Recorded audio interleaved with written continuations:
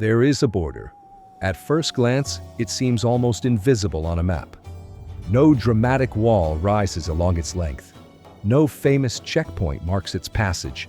It doesn't appear on travel guides, and it rarely makes global headlines. Yet, this seemingly ordinary line has quietly shaped history. It has influenced wars. It has fueled insurgencies. It has affected diplomacy. And it has played a role in global security for more than a century. Most people have never heard of it. But for millions, families, traders, soldiers, refugees, this line has defined lives. It has shaped communities. It has altered histories. And it has influenced events far beyond Afghanistan and Pakistan. This is the story of the most important border you've probably never heard of. Stretching roughly 2,640 kilometers, this border cuts through some of the harshest terrain on Earth. It slices across towering mountains, where snow clings for much of the year. It stretches over barren deserts, scorched by the relentless sun.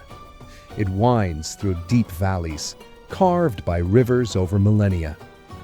Tribal lands, villages, and isolated communities lie scattered along its path.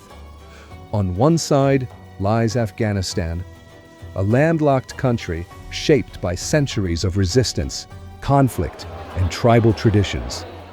On the other side lies Pakistan, a nation formed in 1947, born out of partition, a country carrying the legacy of British colonialism, and home to diverse ethnic and linguistic communities. What makes this border unique? It does not follow natural features. It ignores rivers. It ignores mountain ridges. It ignores valleys that naturally separate communities. Instead, it cuts directly through ethnic, tribal, and cultural regions. It divides people whose social, economic, and familial ties predate modern states. Families and trade routes crossed this line long before it existed. Loyalties, marriages, and traditions were never constrained by these artificial boundaries. The story of this border begins in 1893, during the Age of Empires. The British Empire controlled India, and it feared Russian expansion in Central Asia. British officials wanted a buffer zone, a line to protect India, the crown jewel of the empire. They negotiated with Abdur Rahman Khan, the Emir of Afghanistan. The goal was a formal boundary to meet British strategic needs. The result was a line, straight in some parts, jagged in others, drawn for imperial convenience, not local realities. This line became known as the Durand Line, named after Sir Mortimer Durand, the British diplomat who negotiated it. From the very beginning, it was controversial. Why? Because the people living along this border, especially the Pashtun tribes, never recognized it. These tribes had lived across the region for centuries. They were connected by language, culture, family ties, and trade networks.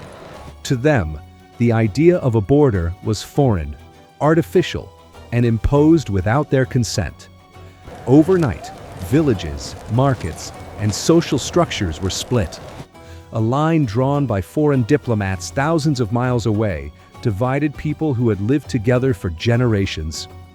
When Pakistan became independent in 1947, it inherited this contentious border. Afghanistan, however, never fully accepted it. From that moment, the Durand Line was never just a political boundary. It became a symbol of disagreement over identity, sovereignty, and history. Unlike most borders, which eventually become normalized by local populations, this line was never fully internalized. For decades, enforcement was minimal. People moved freely across it. Trade continued.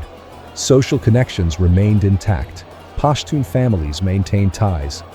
Tribal elders mediated disputes, ignoring political boundaries. Life carried on, while the line remained abstract. By the late 20th century, its strategic importance exploded. The terrain is extreme. Mountains rise sharply. Deserts stretch endlessly. Valleys conceal hidden paths. Communities remain deeply interconnected. and political disagreements over its legitimacy have never gone away. Attempts to fence or regulate sections of the border often spark tension. To one side, it is a national boundary, a line that must be protected. To the other, it is a colonial relic, a reminder of foreign powers drawing lines through people's lives. This tension makes cooperation fragile. Every security decision becomes deeply political. Why does this matter? Because when borders are unclear, socially rejected, and difficult to enforce, they become pathways. Pathways for smugglers, pathways for militants, pathways for refugees, pathways for fighters. The porous nature of this border made it central to some of the region's most significant conflicts. From the Soviet invasion of Afghanistan to the rise of militant networks, and later to the global war on terror. What seems like a thin, unassuming line on a map is in reality one of the most strategically sensitive zones on Earth. Even today, it influences regional diplomacy, refugee movement, counter-terrorism operations, and politics on both sides. When tensions rise here, the effects ripple far beyond the region, into South Asia, Central Asia, and beyond. And yet, despite its immense significance, this border rarely makes headlines.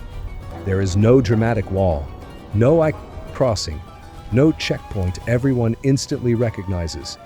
Instead, it quietly shapes events. It influences the lives of millions. Borders like the Durand Line rarely trend, yet they determine the fate of millions of people. The Durand Line teaches a broader lesson. Powerful borders are not always visible, celebrated, or dramatic. Some are drawn quietly, almost invisibly, ignored publicly, yet they shape wars, nations, and lives for generations. History is not written only in capitals, treaties, or monuments. Sometimes, it is written in thin lines that cut through communities, families, and centuries of tradition. Lines that divide people physically, but never truly in spirit. Even today, the Durand Line stands as a living testament to borders, imperial legacies, and human geography. It forces the world to confront the consequences of decisions made far away, decisions made without input from those most affected. Though it may seem like just another line on a map, it is in reality a pressure point in global geopolitics, a conduit of history, a silent shaper of countless lives. The next time you glance at a map and see a thin line cutting across mountains, deserts, and valleys, remember this: sometimes the most important borders are the ones we never notice. Borders that quietly define nations. Borders that influence global politics. Borders that leave lasting marks on the human story. The Durand Line is one such border. A line that may never make headlines, but whose shadow stretches across more than a century of history, shaping the past, present, and future of millions.